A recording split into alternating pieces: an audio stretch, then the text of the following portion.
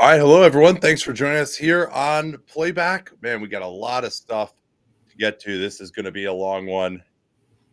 4 big games and some awesome finishes. So we'll get into it all right now here on Dunked On Live.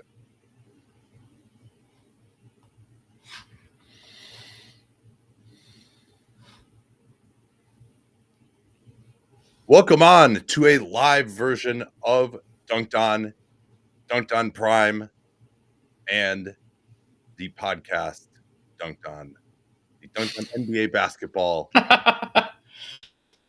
So we have so much to talk about here, Danny. And as I went through my day, it was really just a joyous day of basketball after 2 awesome games last night, and then these ridiculous endings in the first 2 games of the day. Pistons Knicks, Lakers Wolves, even Orlando Boston was pretty interesting. Mm-hmm. And then 6 minutes in to Pacers and Bucks. Damian Lillard with the loose ball rebound, reached back with that left foot in that same motion that we dread to see so many times to try to get a loose ball rebound. Just the quick reaction when you're not ready.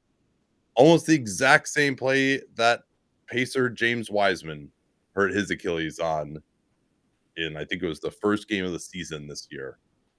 And he went down, tapped the ball to a teammate, and as soon as he wasn't getting up, you knew, and he knew, and it was just miserable. The air was left out of Pfizer for him. I thought the Bucks broadcast did a really good job of assessing the gravity of the moment and not sugarcoating it. And even during live action, they missed a couple of possessions just following him to the back. They did a really good job covering it. But Damian Lillard almost certainly has a torn Achilles, and it really sucks on a number of levels. And I was so euphoric, but to give this man and almost really this Bucks era its due, I wanted to start here. It's really tough to take. I mean, Lillard, one of my favorite players to watch, and someone who has not gotten, made the conference finals once and got that team wasn't good enough to be in the conference finals, but has been, at times in his career, been the second best point guard in the league, been this massive force. And to think that, assuming it is a torn Achilles, the operating assumption here has to be that Lillard is going to miss the entirety of the 25-26 season.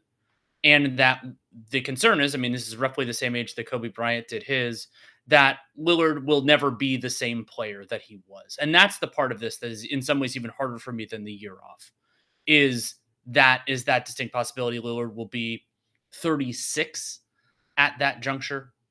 And so that has huge ramifications, of course, for him personally, though thankfully for him, his money is guaranteed for another couple of years. But this also just has huge ramifications for the Bucks and for the league and everything else. And it's just, it took a lot of the wind out of my sails. I'm happy I went back and watched the last few minutes of the first 2 games to kind of get my spirit back up, because I was pretty down. I was getting into, like, today was 3-1 day because all the series went to 3-1 when a lot of them would have been more fun at 2-2. I didn't really dwell on that until after Lillard went down, but it does suck. And Lillard heroically returned from that deep vein thrombosis, did it in shorter time frame than anyone ever had. And he revealed that he basically had not been able to do anything physically until the Sunday, the last day of the regular season, because you can't really. I thought that he could do at least like some cardio stuff. Apparently he couldn't even really do that, according to what he said. And to just be completely sedentary for a month, other than just like spot shooting essentially, and then try to come back as quickly as he did for game 2.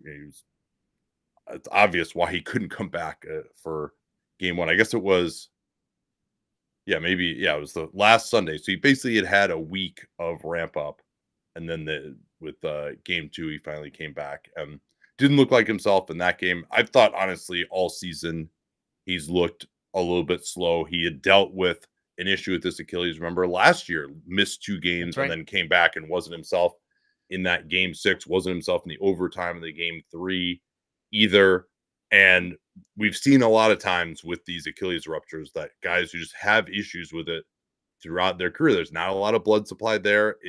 You can rest it, but it'll still bother you, and you're more prone if you've had some issues to eventually tearing that. And considering the fact that he just wasn't in great shape, his calves, he just wasn't used to moving around as much.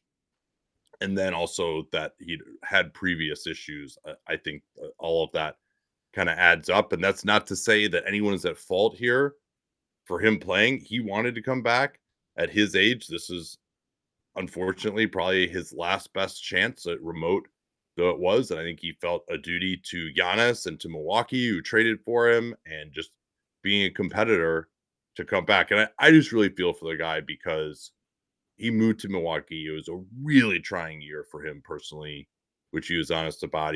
Because of the trade, he didn't do as much off-season work in the summer of 23. He was going through a divorce at the same time as moving from Portland, where he had his entire life set up, to Milwaukee. I don't think he ever really wanted to leave Portland, but they could never acquire a player of his caliber or better, and it was never realistic for them to contend for a championship. And it wasn't. There was no reason for him to stay there because they just were embarking on a rebuild, and that was the right thing for the franchise. They probably should have even thought about moving him earlier, and then he didn't get to go where he wanted to, which was Miami. I don't think that would have worked out any better, frankly. And then never even had a real run. Both he and Giannis were injured last year. There was the whole Adrian Griffin saga. It was just nonstop. I don't want to say misery, but nonstop drama. And he's almost certainly now going to end his career unless it's as a bit player, but certainly he will never win a championship as one of the main guys, never make a finals as one of the main guys. And for it to end this way, he handled it with such dignity. Like he knew he just as he's stoically handled everything and classily handled everything in his career, walked off. But we kind of forget. I just wanted to do this now because 3-4 years from now, when he retires or tries to make it back and can't, or is playing somewhere as not one of the main guys, it's not, and he retires, it's not going to feel the same as it feels in this moment. And I just wanted to take a time to remember how awesome he's been. Those 2 buzzer beaters to win series. Oh, yeah. One of the most clutch players ever, one of the best watches ever. And for him, this is just a career altering and possibly effectively career ending, even though I'm sure he'll come back and play, but he's not going to be a superstar anymore. No, I mean, that's the way we have to treat it. And I would love to be wrong, especially with Lillard, of some of the guys who've gone through this. But that's just not the way we have to treat things. And we will, of course, do a Bucks offseason preview closer to everything else, but I think it's worth taking a few beats to go through. Yeah, we have to. The absolute, just ludicrously difficult situation that the Milwaukee Bucks are in. John Horst got his extension, but he has some real work to do because Lillard being out, first of all, that makes his contract not even functionally untradeable. I think it makes it actually untradeable, at least until he returns, whenever that is. And worth noting briefly, he is actually just starting that extension that he got from Portland right now. Correct. Yeah, so he signed the designated player veteran extension with 2 years to go. That was the summer of 2019. He is just ending that contract right now. And then he signed a 2-year extension with a 1+1. And I mean, it seems impossible to think that he would play next year. He's got $54 million next year and then $58 million player option the year after that. And so you have that on the Bucks ledger.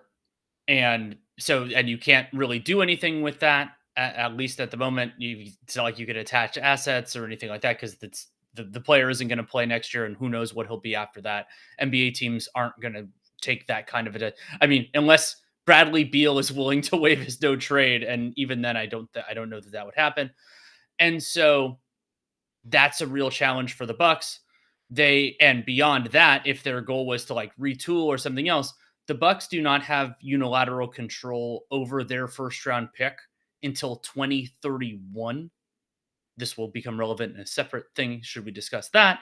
And so they can't, there isn't a lot for them to retool. Like, let's say they use Kyle Kuzma as matching salary and do something else. But even then, losing Lillard, not being able to replace him kind of within the structure that's catastrophic to your overall talent level. And Giannis can elevate groups. Of course he can. He's been doing that in this series, even though they're down 3-1 now. But this team, unfortunately, whether they retain Brook Lopez or not, in this form, they are done, not just to me as a championship contender, but as a truly relevant team. And I am truly, deeply depressed in that reality. And I do want to just give this Bucks era credit. I think to some people it was disappointing that Giannis only made one finals and another conference finals during this run, which really began when they hired Mike Budenholzer in 2018. But they had some of the best defenses ever. And that 21 team was one of the best playoff defenses ever. And like the whole organization, they didn't do it perfectly in a lot of ways. And there were a few times maybe when they tried to save money, but compared to their small market brethren, in the end, I think you can say that they left it all out there for Giannis Antetokounmpo. First, there was the Holiday trade. They basically traded everything they could for that.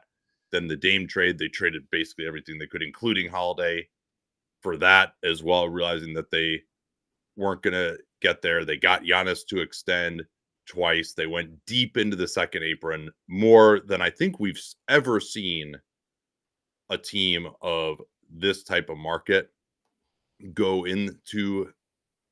I mean, the second apron didn't exist, but into the tax in this progressive luxury tax era. I think they had the highest tax bills that any small market ever has. Maybe the LeBron, Dan Gilbert Cavs had that for a couple of years, but they really went for it.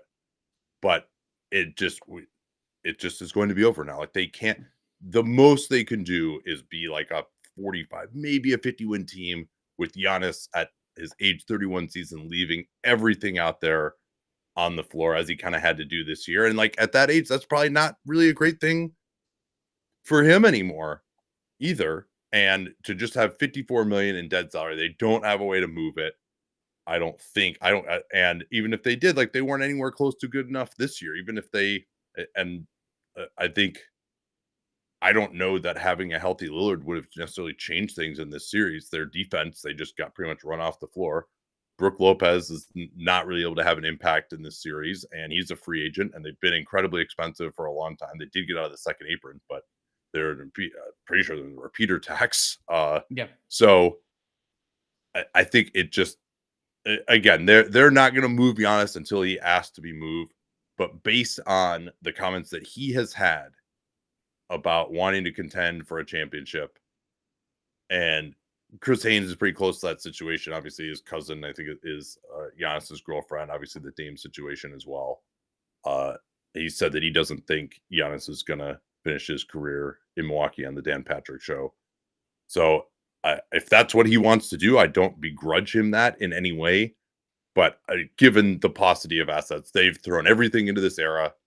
It was a great era, the best in Milwaukee basketball since Kareem Abdul-Jabbar. But it deserves a lot of appreciation. And, they already traded away Chris Middleton. Unfortunately, he'd broken down. And so now it's coming to an end. Whether Giannis is on the team or not, it's come to an end. Well, and first of all, thank goodness he was able to return in 2021. Like, remember, we thought that knee injury might keep him out for the entire rest of everyone did at that playoffs, and he comes back. Not only comes back, but is awesome as the Finals MVP. And that, while there are a lot of accomplishments as a team, as an individual that are not a championship, I'm extremely happy that this group got one. And there are a lot of wonderful teams, wonderful runs, including the Harden Rockets that don't get that. Harden Rockets didn't even make a finals. And so I'm really happy. Yes, they only made one, but they did make one, and they won it. And it's And Giannis had one of the best NBA Finals games ever to clinch that title as well in that Game 6. He did. And so John Horst is going to be in a complicated situation. Now, Giannis is he's the first domino in this, and he is a decider. He has earned the right to make that decision. And this will be an interesting test of this non-American or European star player asking out. It still has never truly happened. Maybe it does, and this would be, you could argue, the exception that proves the rule, because it's a circumstance where the decision could not be more stark. This team is not ready to compete, and Giannis is. Like, I don't know what 32-year-old Giannis is going to be in terms of like the, when we do top 10 players and all that type of stuff, but he absolutely can be a force on a championship team, and if he wants to, he deserves to be in those late series, to play in May and June.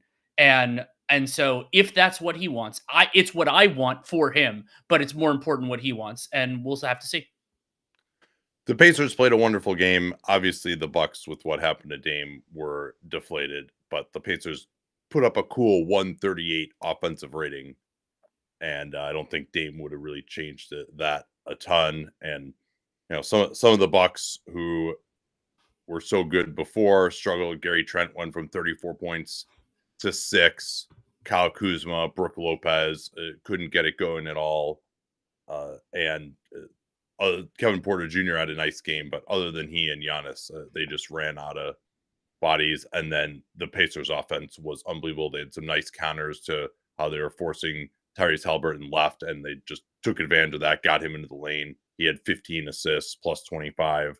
I thought he was, even though he didn't take as many twos as I still would like, but he got in the lane enough, set guys up.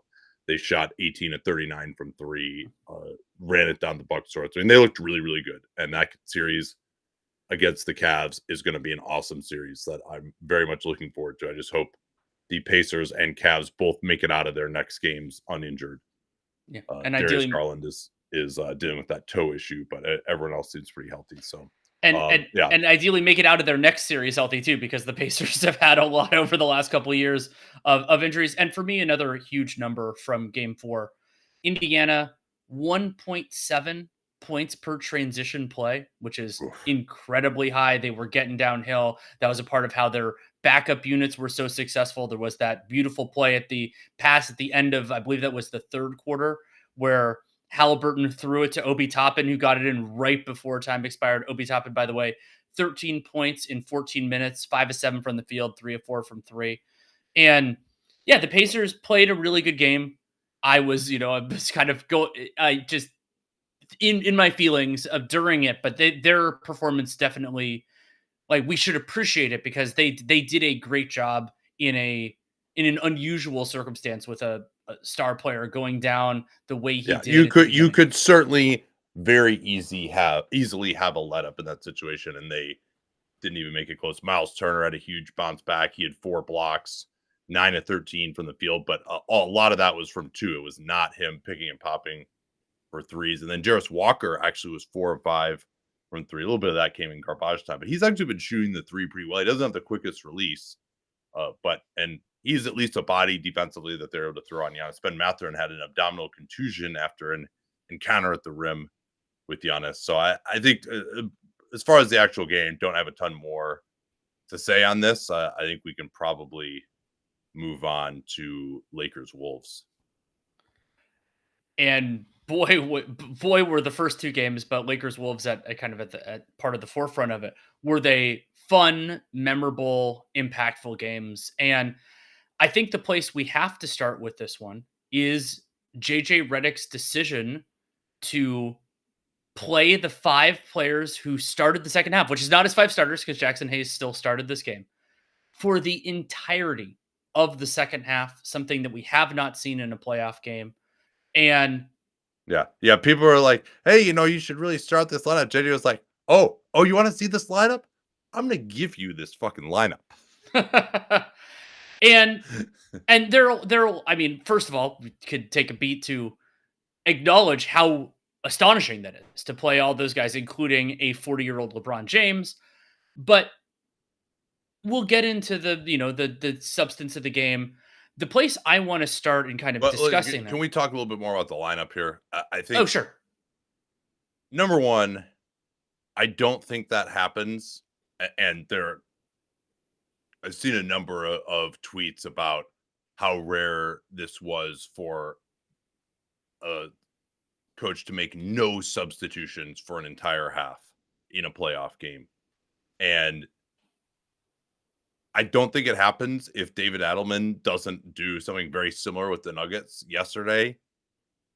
I would actually say the Lakers have a little bit more usable depth than I the agree. Nuggets do, but it totally just like made it acceptable. JJ follows the whole league. Obviously, the Nuggets did win barely after blowing a huge lead in the fourth quarter, as the Lakers kind of did as well. And I think JJ was just like, hey, this is working. They went immediately on a 12-0 run to start the second half. Wolves were shell shocked. They had their bigs out there. And I think Chris Finch kind of struggled with how he wanted to match up until finding something, I thought, late as they got fatigued. But I think ultimately, as much as it's like, okay, we're not tired. Like JJ said, he was asking the guys about it. Dorian Finney-Smith was asked about it. Yeah, of course they're going to say we're not tired.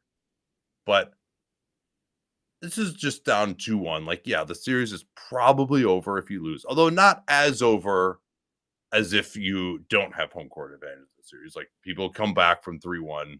That's not impossible to do when you have 2 home games remaining. Although I think the Wolves have been largely playing better than the Lakers and also playing better clutch basketball than the Lakers, which we'll talk about. But I think ultimately, like, Gabe Vincent is a good enough player that you could have him out there and not lose that much. And like, he's actually even a better defensive player than Austin Reeves is, for example. He probably should have been in for some of those defense-only possessions if, he hadn't been encased in ice on the bench at halftime. And so, like, he at least would be someone that you could get in there, at least to rotate out LeBron and Reeves and Luka for like 2 minutes each. And it really is more psychological, I would say. A sports scientist would probably say, yeah, like, being out for 2 minutes of action, does that really matter when there's all these timeouts and stuff? Maybe it does. Maybe there's something to sitting for 6 minutes instead of 3 in terms of your recovery. But I think more psychologically, just guys know this is a departure from the norm. And you can send a message to your team that it's desperate and they should play harder, but you also send a message to your team that it's desperate and you're only going to win unless you do something crazy.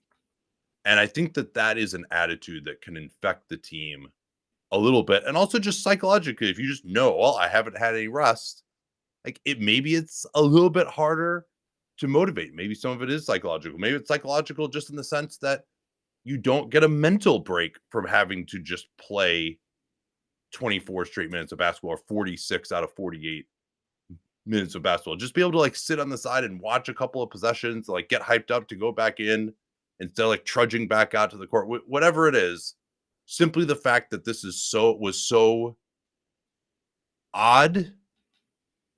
And they have a lot of great players and veterans and stuff. Like, I don't want to say that it lost them the game. I think they should have found a way to at least sub in a little bit. I agree. And Gabe Vincent is probably the best example because they also wouldn't need Vincent to like run the offense or anything like that. And or I mean, here's the other thing too. Gabe Vincent and Vanderbilt are actually probably the 2 best guys you have to guard Anthony Edwards. right. Like, give him a different look. Show him something other than just, we're going to soft switch and then zone up. They finally would double team like very late in the game, but Ant was ready for that. But like, put someone on him who has the energy to just deny him the ball. He plays the whole second half, I think, too. Like, get someone out there who can tire him out a little bit, right? Like, just something different against him, because I mean, what they did against him in these 2 games didn't work at all in any way.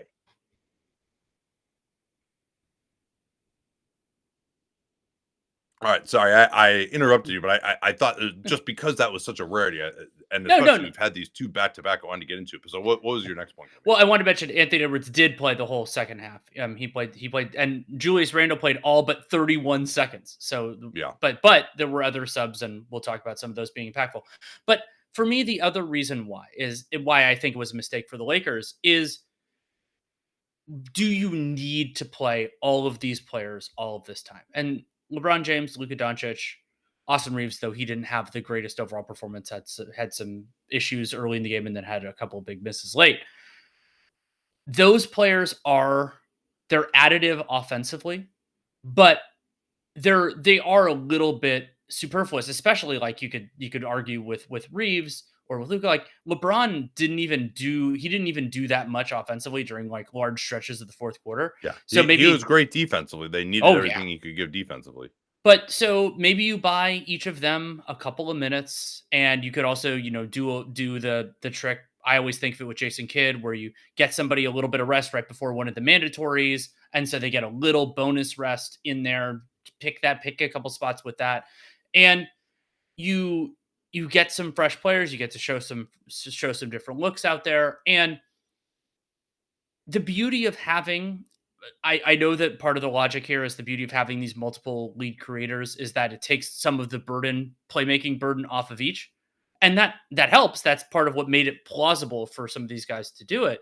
But you can also just have one of them off the floor and you're still okay for these minutes. So I disagree with it in theory. And I didn't see the Lakers as overtly tired as the Nuggets were on Saturday night.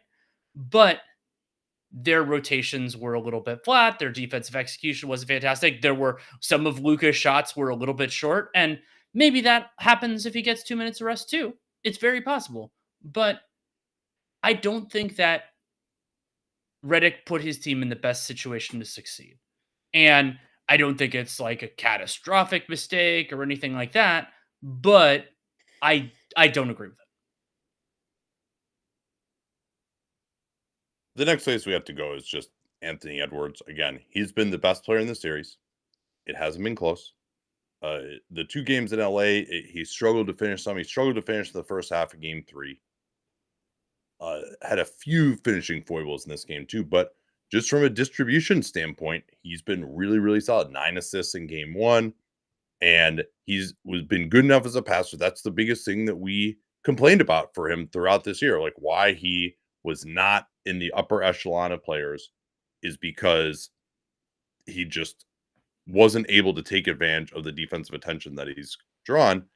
I also thought he just hasn't taken as many threes either, and he's just been relentless getting the basket. 14 of 17 from the foul line, and he was 7 of 13 from 2, 5 of 10 from 3 still, which is but Edwards really he used that three-pointer most of the game and in most of the series as more of a counter when someone is really backing off of him. Like he really was not looking to take that shot. And in game 2, he kind of got flummoxed a little bit by just taking some bad jumpers or just moving the ball. Since then, that Lakers shell where they're getting guys way up out of the corners, trying to show almost a 3-guard front against him off these switches that they're willing to do. Ant has handled those. He's either just blown by the guy so badly that the nail help didn't even matter and then finished at the rim, or if he was able to get 2 on the ball and force them to really commit, then he's able to find guys also. And or he would get double teamed even and was able to get out of that and then make the play too late.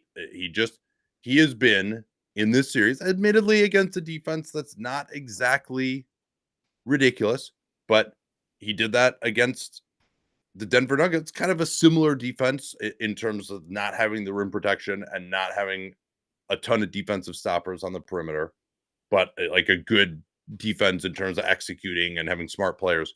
Like they couldn't deal with him schematically. That was probably the biggest reason I think they lost that series last year. And he's had that problem again. And then on defense, totally erased Austin Reeves as a playmaker going one-on-one.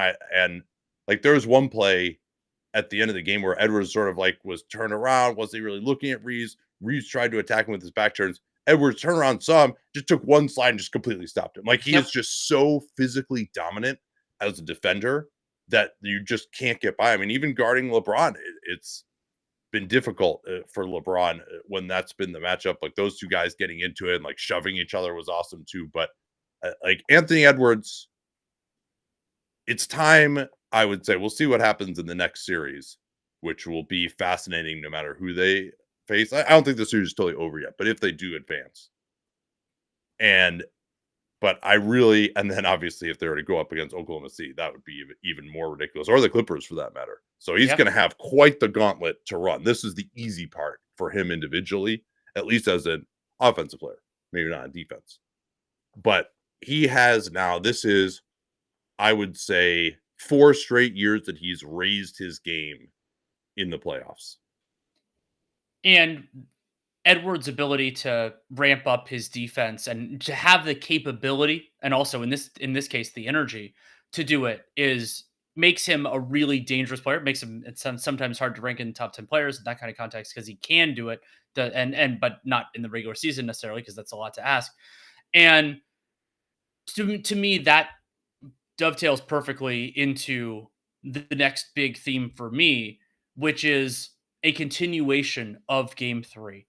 And that is Edwards' drive game, the offense working so much better when Rudy Gobert is off the floor. And that isn't as much about Rudy Gobert as I think some believe it to be. It is, because Gobert's hands are bad. He was 1 of 6 from the field, all right next to the basket. He had this one absolutely comical sequence where they threw it up to him on an alley-oop. He like didn't catch it, kind of like hit it off the bottom of the rim, came down from less than a foot away above the rim, somehow curled it out, and then got the rebound again and immediately got stripped and lost it. Like, it was, he at least had one nice tip dunk, but he was 1 of 6. And he also hit a couple of free throws. He was 3 or 4, had 7 offensive rebounds. Like, it was actually better than it has been, but he also had 3 turnovers, and it was rough. And remember, while we're on the Gobert roast front, the first play of the game was a post up on Austin Reeves that went nowhere. And that was, he just immediately got stripped as he turned sideways. Yeah. And so a lot of attention on Gobert's defense is false. I think that part of it is overstated. But the other big story of not having Gobert on the floor, opening up the offense, it's about who the replacement is. And that's Naz Reid.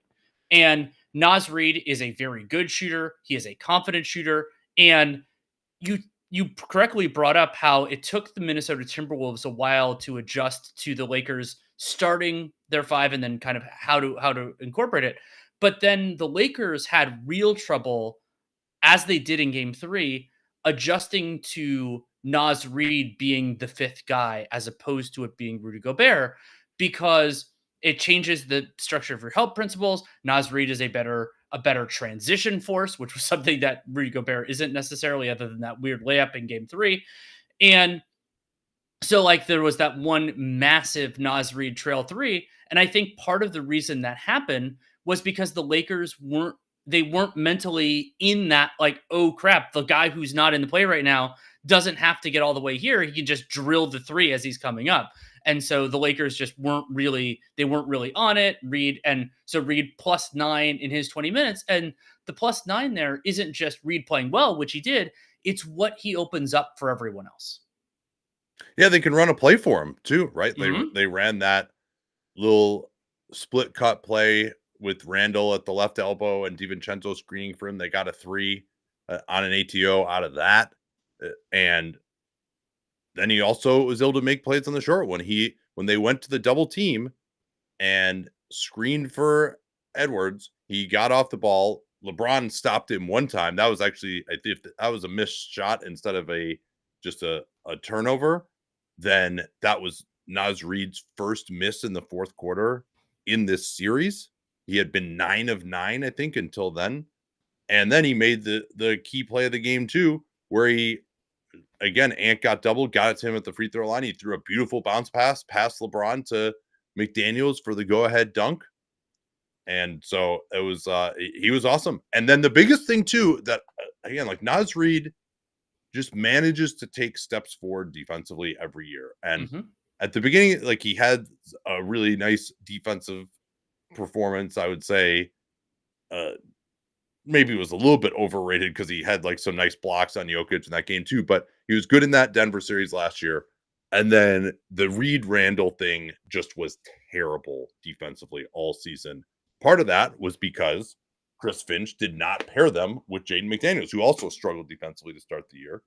And also, I think Julius Randle was not what he has eventually become in this series. And so those two guys, Randall and Naz Reid, being able to just like stay in front of Luka and LeBron pretty competently, I thought was awesome. And when Chris Finch, like the big problem that Minnesota had when the Lakers were up and late third, early fourth, was they started double teaming Luka, and they had success with that early, forcing some turnovers because Luka was just like the guy was coming up to screen for Luka when he was at a dead stop, like millimeters over the half court line, and that they forced a couple turnovers. Once the Lakers like got their shit together on the spacing, they were getting out of that and then getting Hachimura a bunch of plays. He had 10 points in the third. And then they tried to go super small with Randall at center. That didn't work. But then once they brought in first Gobert and then Reed and went back to their identity and then also started switching when the Lakers were a little bit more tired, like that worked pretty well. Minnesota generally got the better shots down the end of the game. They did. And getting to some lineups that really worked, and part of the joy of the playoffs is that these revelations may not be relevant at all in the next series, or maybe they will be in a subsequent one over time. Like that's the fun of this, is you'll get completely different styles and completely different fights should the Timberwolves advance. And I'm glad you brought up Randall, because he's the next thing I wanted to discuss, which was he didn't have the greatest, like efficiency game, 9-22 from the field, though he had 0 turnovers. Minnesota only had 9 as a team. Lakers only had 10. Slow turnover game. But Randall's energy, I thought, made a huge difference. And doing that while playing 43 minutes, the best of those was he saved a possession and even went beyond that. There was a rebound that looked like it was just going to go out of bounds. He flew over there and drew a foul on Dorian Finney-Smith, like basically created more than something out of absolutely nothing.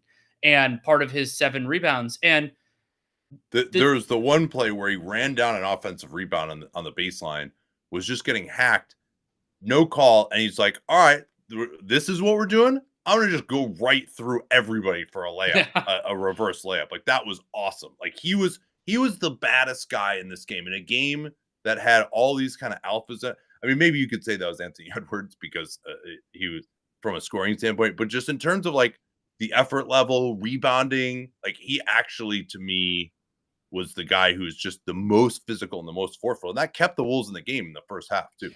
It did. And Minnesota had a lot of problems in the early part of the game. I thought, like, just kind of getting their heads on straight, weird turnovers, weird defensive flubs, but Randall's effort helped keep them on board. And yeah, I thought he made a huge difference. It kind of allowed everything else to straighten out without being too far down. And a lot of times that ends up being really important, because you need to kind of keep things together enough for the comeback or just the improved play to get there. And another important thread, we're going to talk when we go through the end of this game about a lot of praise on LeBron James' defense, and deservedly so. He had a number of gargantuan defensive plays late. LeBron James in the fourth quarter, offensively, took 2 shots, missed both of them, 1-3 and 1-2. Yeah, I'm going to tell you what both of them were. They were both in the last 5 minutes. Mm-hmm. One, they ran like a really nice ATO. That was one of the lessons for me, by the way, of this game was, hey, when you actually run something, particularly when everyone is exhausted, like both teams were getting pretty good looks, but they just, particularly the Lakers, just devolved into screen ISO basketball. Luka dribbled the air out of the ball in particular too much. But they ran this beautiful play out of the opposite corner where LeBron did a face cut, just totally beat his man. They faked like they're going to do on a wide pin down. He just face cut right in front. I think it was Randall. And then Anthony Edwards just saw it, came over, and forced LeBron to miss the layup. And then the other one was Luka was in an ISO with like 7 on the shot clock. They shaded over to LeBron, threw it to him, and LeBron has Julius Randle closing out on him, but he's got like 29 feet. and he just like took a three with 7 on the shot clock. Like he absolutely could have just put the ball on the floor, gotten past Randall, forced help, and then maybe set up another shooter who was closer. Like the other guys were making their spot ups pretty well. And it just, maybe he was tired, but there's been talk, obviously, that he's been dealing with this groin issue still, but he just wasn't able to be aggressive enough in the fourth quarter. And LeBron was only 1 of 2 from the field in the third quarter as well, but he got to the line there, and that was, of course, another important part of his game. Particularly when Rudy Gobert just elbowed him in the head for no reason, and Rudy Gobert got a technical and a flagrant foul somehow on the same play. I didn't see what he did to get the tech. Oh, no, it was Finch who got the technical. It was Finch who got the tech. And so LeBron, 15 of 18 from the free throw line overall in the game, but all 18 of those free throws came in the first 3 quarters, and all but I believe 2 of them came in the first half. And so LeBron... What did you look up, by the way? That was like the 3rd most free throws you'd ever had in a playoff game? No, it was like the 7th most, but it was like the most he's had since 2020, and then the most he'd had since 2017. If he had gotten even a couple more later in the game, then it would have gotten up to like the 4th or 5th. Yeah, like in his like the first time around in Cleveland when he was just a relentless driver, I'm sure he had some. Yeah, there was a game in that 09 Cavs where he had 24 free throws and they lost to the Magic 99-89. It's like a bygone era. And so, yeah, LeBron, he didn't have the ball in his hands a ton. He didn't do a ton offensively. He was massive defensively. And then he also, he only had 2 assists in the fourth quarter. He had a number in the third of like those kind of the quick passes to Rui Hachimura were the ones that I remember most. And he did have 1 turnover, which was extremely important. We will talk about that later on. Yeah, it's crazy how low of a turnover game this was. I mean, the Wolves ultimately won the possession game. Again, 18 offensive rebounds to 11. Dorian Finney-Smith was really good on the offensive glass, particularly in the first half. But then it was the Wolves who really did that. Jaden McDaniels also was really good again. He was so good in game 3 because they would tilt the defense over towards Ant or whoever the ball handler was. With Lucas, they would go after Reeves, and then Luka would sort of be loading off of McDaniels. They'd throw it to him instead of him shooting the jumper. He would just blow right by Luka. Luka, again, gave up a million blow-bys. Jerry Engelman has been talking about this for a while, that he's basically in the tracking era. In 22 and 24, he's given up more blow-bys per possession, basically, than anyone ever has off the dribble, according to the tracking data. Defense wins championships. Yeah, well. Yeah, and also, being honest, like Luka wore down again. He had a great first half, and then he had 7 points, but some of that was getting to the foul line in the fourth. I don't think he hit a 3 in the fourth. Nate, if Isaiah Thomas is the king of the fourth, then Luka's the king of the first.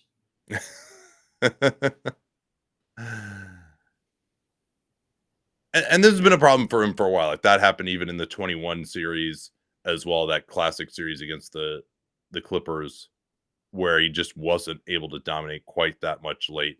Now he did it, of course, at the end of the series against the Wolves last year. But yeah, he was not able to come out of Target Center, where he was 3-0 in last year's playoffs with the win, and may not if the Lakers are going to win the series, he will have to get a win in Target Center now. Any other like strategic things, player usage, anything of note that stuck out to you? Oh, more on the strategic element. I think we've covered that pretty well. I have a couple of notes from before the end of the game that I'd like to get to, but I don't know if you want to do that kind of separately. Yeah, no, go ahead. First of all, another bizarre Josh Tiven replay review decision on these. This was a play with Austin Reeves and Rudy Gobert. And at first I was mad because I thought that, so it was basically the play was that Rudy Gobert, as the Wolves are on offense, Gobert is doing the kind of the NBA version of a pick play where he's moving through the Lakers defense, slows down, and then is contacted by Austin Reeves.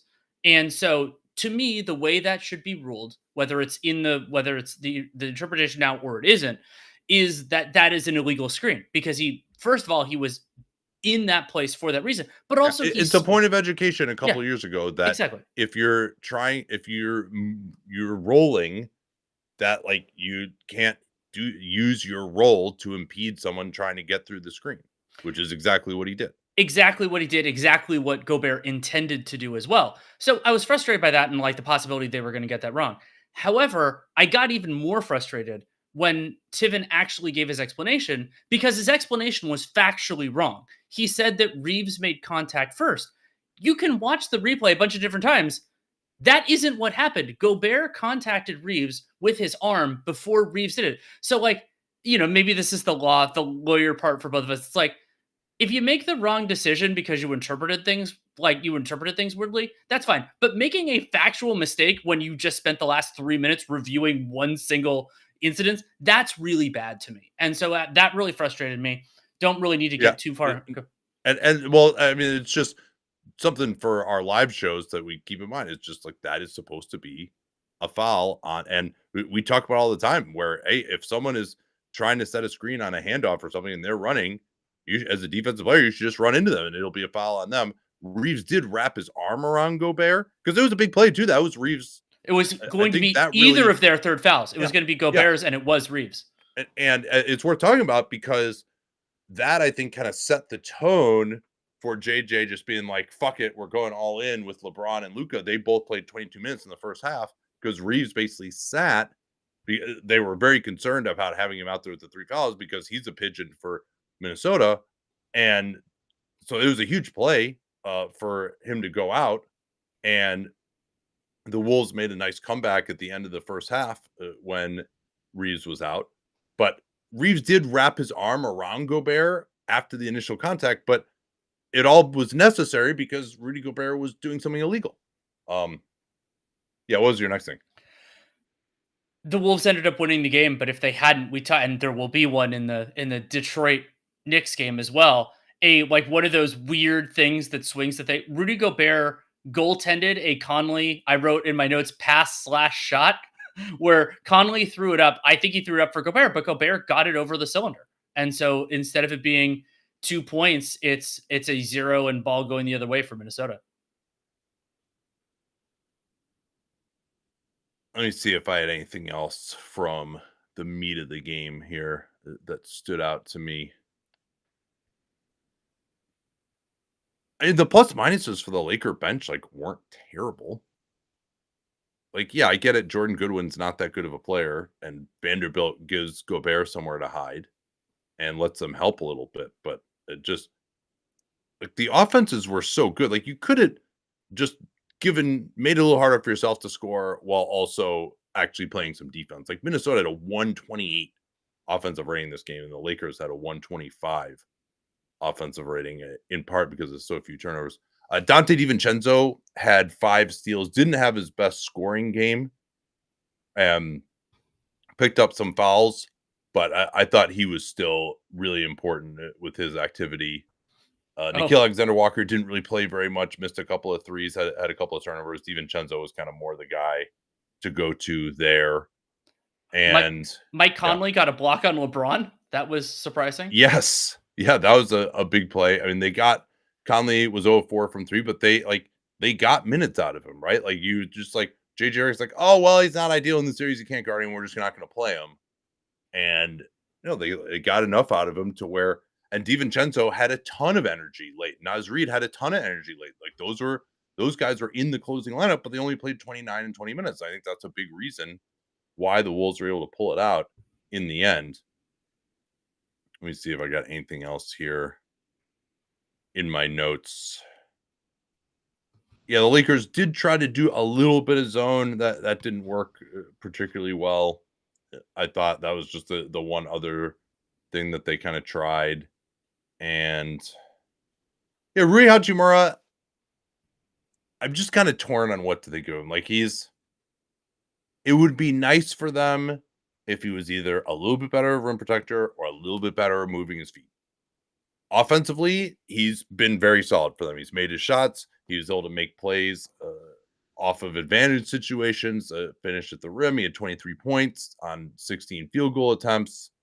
He was exactly what they needed lower on the floor, particularly when they get penetration and create an advantage situation. But he also was someone that Anthony Edwards was very eager to attack, and that he was able to get past. And Edwards is obviously a bear, but it was interesting to me of like, okay, why are they calling up Anthony Edwards instead of Reeves, or sorry, calling up Hachimura instead of Reeves or instead of Luka? And I think the reason was they're like, well, you know what?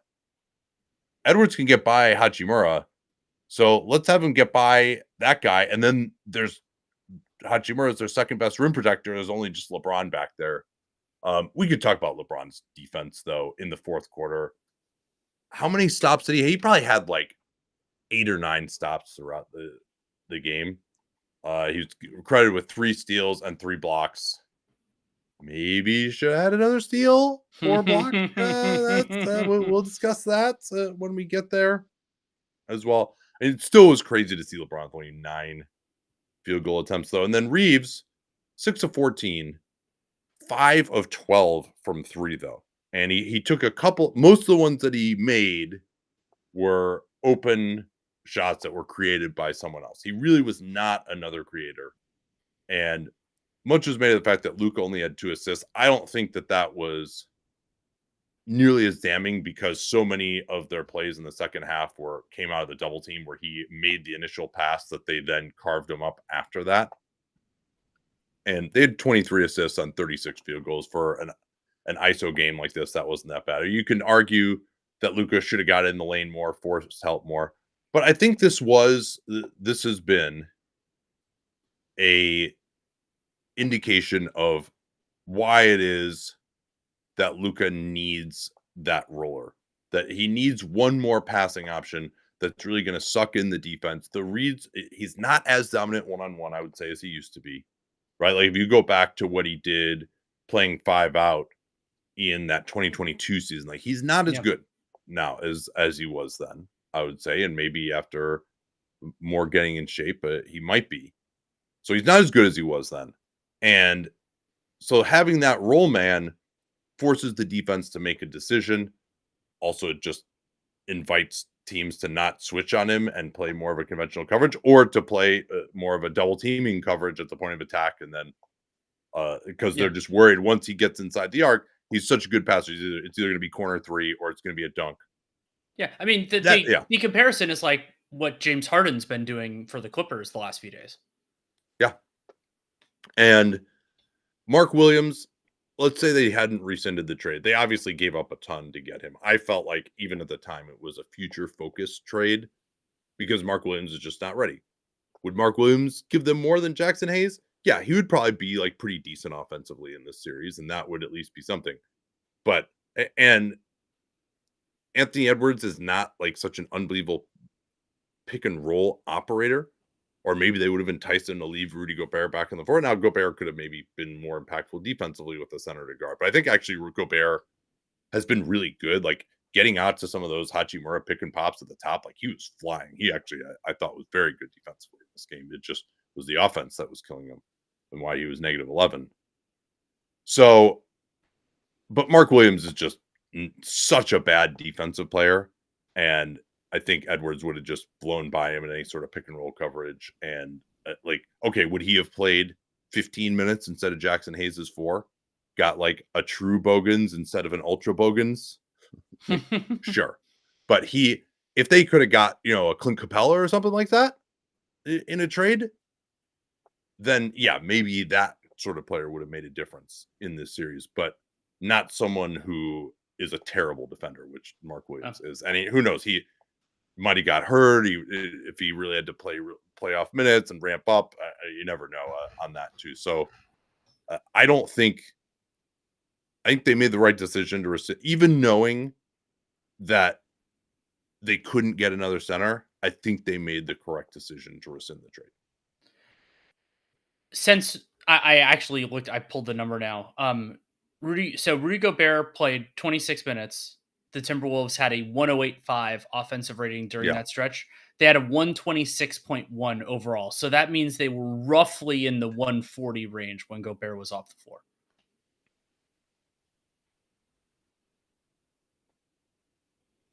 Yeah, and this is we're going to get to the other game too, but this Randall Towns, DiVincenzo, Pistons first round pick trade just gets more and more ridiculous to try to evaluate.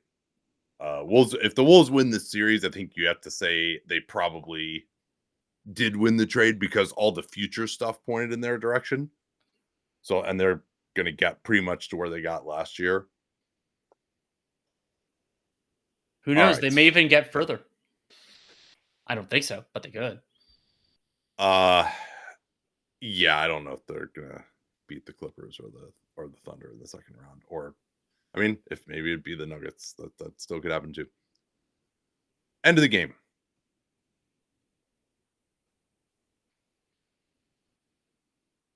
Let me actually scroll up to my notes here.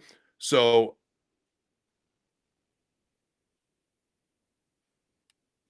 after that LeBron cut out of the corner that Edwards stopped, Edwards gets Luka switched onto him, goes to the step back. Luka hits him on the elbow, and Edwards gets 3 free throws. That gives Minnesota lead. I think all these I don't think anybody missed a free throw in the last 5 minutes of the game for either team, which was pretty clutch, especially considering how exhausted. That is correct. There were no missed free throws in the last 5 minutes. And then they ran a Luka LeBron pick and roll to get Randall onto Luka, and McDaniels doubled, I thought, too early. Like, Luka had hit a step back on Randall earlier.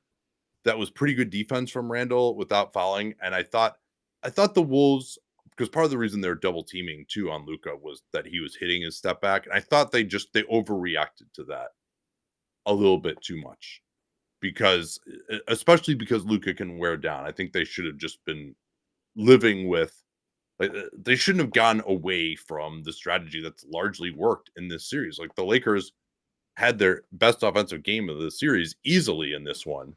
And it was essentially because they started double team, I thought. And also they hit a bunch of threes, but they got a lot of open threes. Like Hachimura and Reeves, pretty much all their threes were off of some sort of double teaming or being set up. And again, familiar refrain in these playoffs.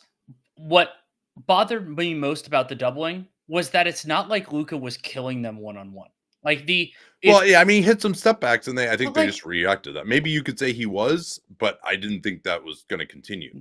No, and there was a play where I can't remember if this is in the last 5 minutes. I'm trying to find it in my notes where Luka it was Naz Reid and got 1-on-1, and he just took a tough step back and like didn't make that one. And it's just like, to me, there has been a lot of between low resistance switching and doubles.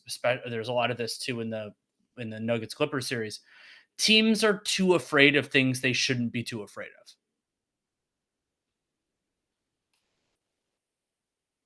Well, I mean, Luka did torture them pretty badly in the last season. If any team should have PTSD, it would be the Wolves. But I think this is a different Luka to me, and a different. And Rudy Gobert was not on the floor. And where Luka really killed them, step back to win game 2 aside, was that he got it in the lane and was setting up guys for dunks, and Gobert wasn't able to deal with that. Edwards, I thought the one bad decision that he made was he got Reeves on him and just took this really difficult fading 2 from about 21 feet on the left wing without really trying him. That was definitely a settle. Well, the Luka Nas play, it was the one right before Anthony Edwards. And then the next play I thought was also an Edwards mistake, but it didn't end up hurting them. I thought Edwards, he did a little over helping off of Austin Reeves. Like, he was kind of trying to get into the middle to shut something down that didn't really need him being there. And then Reeves gets a wide open above the break 3 and missed it. And yeah, sure, Austin Reeves missed a couple of open shots here. That in no way, shape, or form makes that a good decision. It's just that he missed a couple of them. Then Ant had another one of these passes that he's been throwing in this series. Ridiculous plays where he just drives along the right side, kind of just gets in the air as he's fading into the baseline, and then throws a pass out to a shooter. This time it was DiVincenzo, who just had no one in front of him and just loaded up and took off, went right through Rui for a foul and the bucket. That was a huge play. I mean, the swings in momentum of this game down the end were just absolutely ridiculous. And it was fun watching it again because also we got we did this game on playback, and so then when you're watching it live, then you get the call, and so you're remembering it's like, yeah, the Minnesota Timberwolves went up 4 after an and one with 2 minutes to go, and it felt like, oh, this is the end. This is like what it was last time. Not so fast, my friend. The Lakers then get. Well, sorry, I skipped something too. That's when Reed also had that ATO 3. They sub in Reed for Gobert at the 3:30 mark, down 2, and Reed got that shot off the DiVincenzo screen with Randall assisting. So I mean, these are the runs. It's Lakers up 107-105. Then Minnesota scores 6 straight points to go up by 4 on that DiVincenzo and 1. And then the Lakers scored 6 straight points right back to go up 2 and cause a timeout with 1:29 left. Yeah. And then you're going to talk about that. And then the Lakers didn't score again. Yeah. So, but on those 2 possessions, so Reeves makes that 3 that after the next play, so then it's the same basic thing. I thought that Edwards overhelped, but Reeves hit this one. So that 3 makes it from a 4-point lead almost immediately to a 1-point lead. It was a very quick play. Oh, and there was the interesting thing. Julius Randle fouled LeBron with exactly 2 minutes on the clock. I believe the way that is adjudicated is that just like on an 8-second violation, you treat it as if there are extra decimals on it. So 2 minutes means that there's more than 2 minutes left. So it didn't trigger the bonus or anything like that. Then that would have been big though had they called that trip on McDaniels pressuring Luka in the backcourt, which we'll get to. But as it turned out, the Wolves didn't commit another foul, so it didn't matter that wasn't their first in the last 2 minutes. And then after his immensely successful drive, the one before, DiVincenzo tries it on LeBron. LeBron knocks his shot away. Yeah. Well, and that was awesome too, because they tried the same play where DiVincenzo was doing like a little split cut screen for Naz Reid up to the top, but DiVincenzo slipped it, and LeBron knew exactly what they were running, was all over it, and then just got up off of 1 foot and he was so high up to block that shot. Like, it was a ridiculous play, ridiculous awareness. Again, for him being 40 was absolutely the fact that he's evoking 9 years later memories of his block on Andre Iguodala. Ridiculous. And he was in his 30s then. Yeah. And then so that actually sandwiched and got them transition for a Finney Smith 3 to go up 2. And then out of the timeout, the Wolves actually didn't score. No, because they doubled Edwards, gave it up to Reed. They couldn't get it back to Edwards. He tried to just go one-on-one at LeBron and immediately got stripped. And then there was the LeBron 3 that he went for to ice it that I talked about, where he could have driven and didn't. The Festus Ezeli Memorial 3-pointer. Well, this is even further out than that. And then they doubled Ants again on the left wing. He dribbled out of it, got the pass to Reed at the free throw line, and that set up the McDaniels dunk. Well, and Reeves. That's the point I want to talk about, especially when you consider this was a 1-point game. Austin Reeves did. Well, it's a 2-point game at that point. Yes, it's a 2, but no, but with the final margin. 1-point game at the end. Yes. So Austin Reeves does, other than like fouling a guy in the air, that kind of, or something dirty, my least favorite kind of foul, which is you screwed up. You can't, and so you try to get there late. You commit the foul that doesn't affect them making the shot at all. And so basically you're just giving them a chance at a free point. And boy, does it hurt to give up a free point when you eventually lose by 1. And we're in the final minute. It's just, you just need to hold back. It's one of the dumbest fouls that people can commit in basketball. And so instead of it was Manu Ginobili-esque. Yes. On Dirk Nowitzki. Like, that's what it reminded me of. I said that on the broad. And so McDaniels makes the and 1 with 39 seconds to go. And instead of it being a tie game, the Lakers are down 1.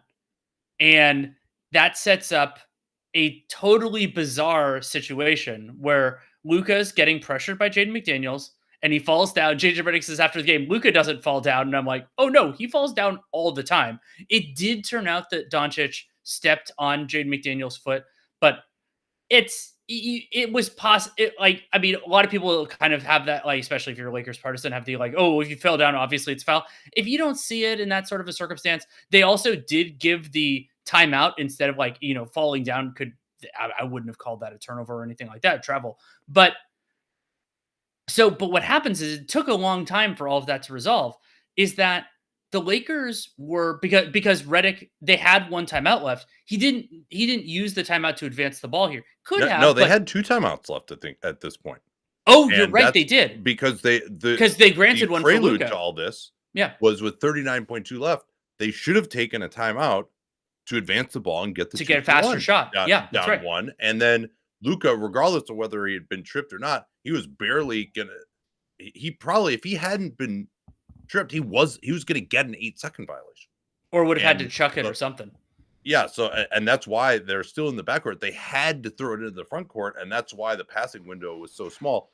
And going back to the foul issue, yeah, Luka was not going to get it across half court. I think the referees just like didn't want to bail him out, and also like there is a boy who cried wolf component to this, because in this game, like, he did get tripped a few times, but like also he just falls down a lot. Like, he's one of the bigger floppers in the league, and McDaniels pressures him up really well.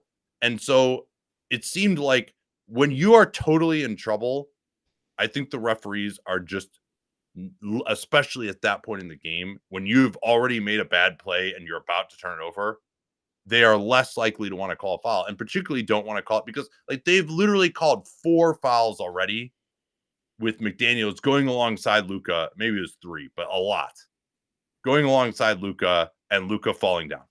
And you just, as a referee, you just like, you almost like want some variety in the game. Like, you just can't keep calling the same foul over and over again, and particularly not. But it all was blown by Redick not taking time out to set up the 2-for-1. Well, especially because the Lakers are so slow getting into everything all the time. So you have to kind of take that decision. You have to take that part of it off the table when you're down. And they've been running really good set plays. That's the other thing. I mean, they had something set up, but I also credit McDaniels for, at that point in the game, deciding that he was going to pressure him up. It was a good decision to prevent them from getting the 2-for-1 once they had blown it by not calling the timeout. And then the Lakers did have one more timeout left, and they could have taken it because they didn't have a great passing window. Luka did not meet the pass. Because they had to throw it in the front court, Randall was able to align himself guarding the inbounder to make the pass really difficult. So LeBron couldn't really throw it directly to Luka because of the pressure from Randall. And then I think it was McDaniels who came in from behind and got the steal. So then they double Edwards on the ensuing play. 8-second differential. Yeah, so don't need to foul for the Lakers. They double him, get it out of his hands. He tries to get it back. They deny him. So DiVincenzo drives in the lane. Edwards, as he's done a lot of times this series, one of his counters is he'll go back door. He almost runs right next to DiVincenzo, and DiVincenzo actually just dropped the pass off for him. I thought it was a pretty good pass. Maybe Ant wasn't expecting it. And then he gets stripped by LeBron again, goes down. Chris Finch, fantastic challenge in that spot. And the Wolves, poetic justice, benefit from the Jaden McDaniels rule that was put in because in this situation last year, Jaden McDaniels was fouled by Kyrie Irving, and it was obviously a foul, but it was off Jaden McDaniels technically, and they couldn't give the ball to the Wolves. And so they put in this rule because of that play, and they went even further than the WNBA, which I don't think they should do. I think it should just be out of bounds in favor of the team. I don't think you should make it a foul. They had 1.9 on the shot clock at that point, but because they were in the bonus, it was a foul. You saw the replay. You saw that overhead camera angle. Was it a foul? I'm not sure. I would lean, so the overhead camera, which a former Wolves general manager might describe in this case as manna from heaven, would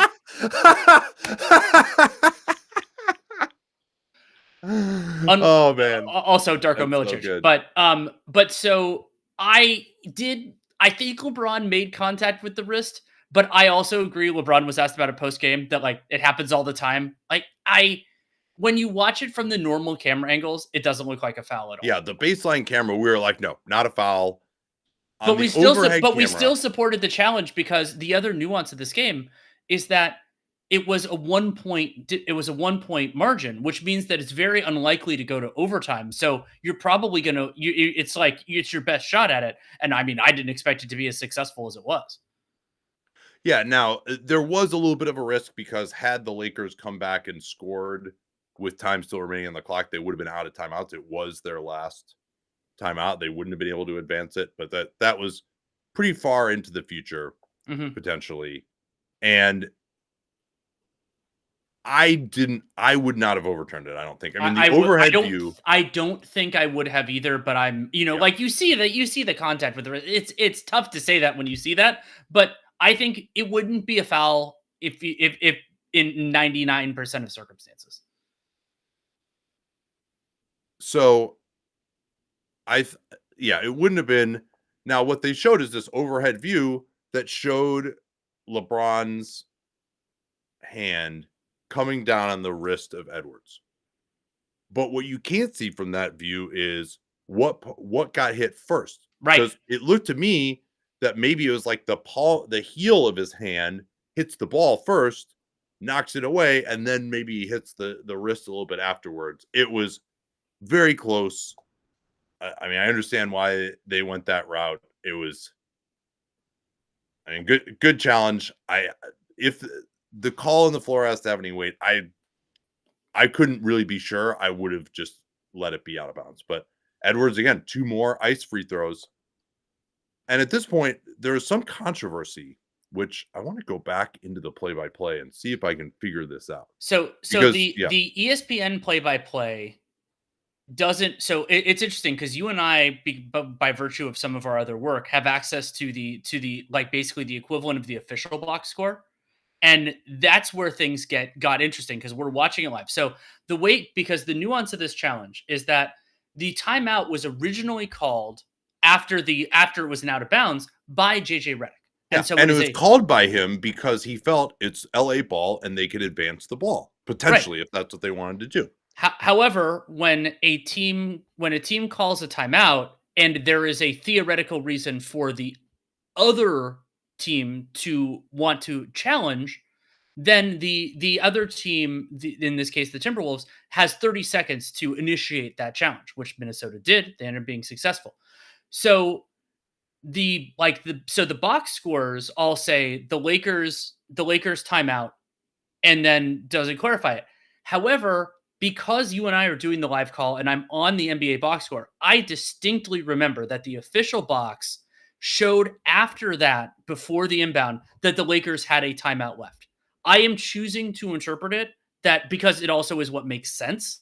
They said the Lakers lose their timeout. I thought they were saying the Wolves and just misspoke. But so that is it is something worth like pursuing, because basically if the Lakers had a timeout left, they absolutely should have used it. Because you're trying to get it, and because when you're down 3, Minnesota didn't use this, and I was going ballistic on the broadcast. When you're down 3, inbounding in your own half is really, really hard because the other team should just foul you, because there's no chance that they're ever going to call it a 3-shot foul.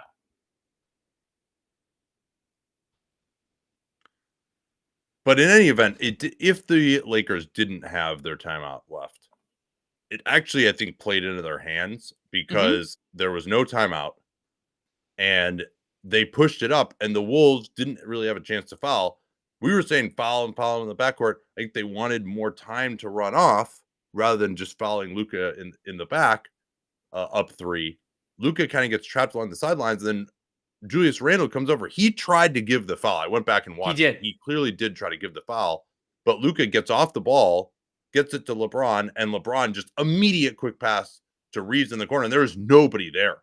Like Austin, like you're never going to get a more open 3 to tie the game. And it all happened because there wasn't a timeout and then they're able to go full court, and the Wolves, for whatever, I mean, I don't know whether Randall was just decided to foul on his own or why they didn't take it earlier, whatever it is, but they basically had the worst of both worlds and gave up a wide open three. So you can't say that the Lakers were prejudiced at all. There's no way they would have got a better shot than that.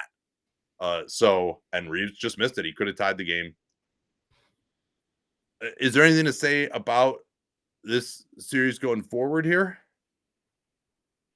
I think the Lakers have a totally credible shot to win game 5. They have a totally credible shot if it goes to a game 6 to win a game 6, and then they would have a home game 7.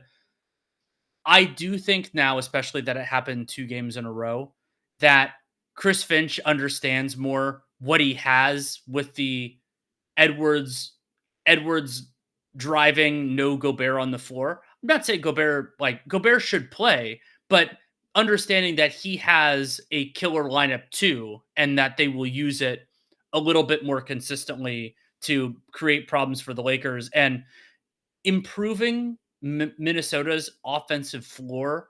I think that's enough for them to feel very good about winning this series, but it's not assured. This is not the same as a series we were about to talk about where the superior seed is up 3-1. In that series, it basically takes everything going right for the other team for them to come back. It has happened, but it is extremely rare. In this case, it's possible that the Lakers come back and win the series. Yeah, I think that's true, although they certainly feel out of gas. The other thing that stuck out to me just from this game, and we've talked about this before, but in just evaluating Anthony Edwards' impact, the fact that he is a superstar guard that you can't go at on defense with LeBron or Luka, they don't even think about trying to target him. That's just so massive. How many superstar perimeter players are there? Like, and I would say Edwards at this point is like a better offensive player, probably at least in the playoffs, than like Jason Tatum. I mean, again, they're going up against the Wolves, right? Jason Tatum's going up against, or going up the Lakers. Jason Tatum's going up against the Magic. Like, there's a pretty big difference there, to be sure. So let's see Edwards against a real defense, which frankly this is not. They're doing the best they can, but they're exhausted and they're small and they don't play great perimeter players. Like, their best, they have probably 2 good defensive players. Finney Smith, who I would say is even kind of below average as a playoff perimeter stopper at this point in his career, and he just switches anytime anyway. And LeBron, and that's it. And they don't have any kind of a big. So this is not a good playoff defense. But the fact that you can't just go at him on the other end, and that in fact they avoid him and he actually makes plays, and that is absolutely massive. And that he pretty much has erased Austin Reeves from the series as a playmaker. He's just turned him into a spot-up shooter. It took like an unbelievable move by Austin Reeves to score his 1 2-point field goal in this game. That's massive. And surely, like, the Wolves have been in a pretty dominant situation in a series before, 2-0 going home against Denver last year. If you're Minnesota, the way that these 3-1 comebacks start is you just get blown out and you don't compete at all in game 5. They might lose game 5, but they need to actually make it a real game and tire out the Lakers. This is our last 2-day break of the series coming up here. So, like, if the Lakers just win by 25, I'm going to be like, like, you don't want to just, like, part of the reason 3-1 is so valuable is, yeah, you probably have like a 35-40% chance of winning game 5. You have to take advantage of that. Like, if you just put it all on game 6, don't want to be in that position. Like, they barely beat the Lakers in these 2 games. Easily could have lost either one of them. Right. Okay, let's turn now to a controversy-filled ending in Detroit. Yeah. And I do want to spend some time before we get to the ending on the meat of this game, because I found it a fascinating contest for a number of different reasons that kind of in some ways aligned with my criticisms of each of these teams and their coaches. And the big point you and I ended up doing the end of this game for playback was, I really like the phrase that Tim Legler used on the call of the first half, which was, he said, your offense has to give you a chance. He was referring to the Detroit Pistons at this point. And the Pistons offense in the first half, particularly the first, let's call it 18 minutes of the game, didn't give them a chance. Overall, in that first half, the Pistons they turned it over 12 times, and of those 12, 8 of them were steals. Let me check. Nope, that's a 6. 6 of them were steals. And they also were 2 of 16 from 3, including an 0 for 5 from Malik Beasley. And so everything's going wrong for the Pistons offensively in the first half. And just clocked it a little bit in my head. I'm like, the Knicks should be up a lot more than they are. Because when nothing goes right for a team, the expectation should be that won't continue forever. And the Knicks at halftime were only up 7 when the other team can't put the ball in the basket and is giving you the ball every single time. And it just kind of clocked it. And I'm like, this could be a problem for the Knicks. And it ended up being that way, even though they won the game. At one point early in the second, the Detroit Pistons had 10 turnovers and were 0 of 10 from 3. Yep. Yeah, that was pretty remarkable. Both teams were actually killing on the offensive glass early. And, the Knicks offense was running pretty well.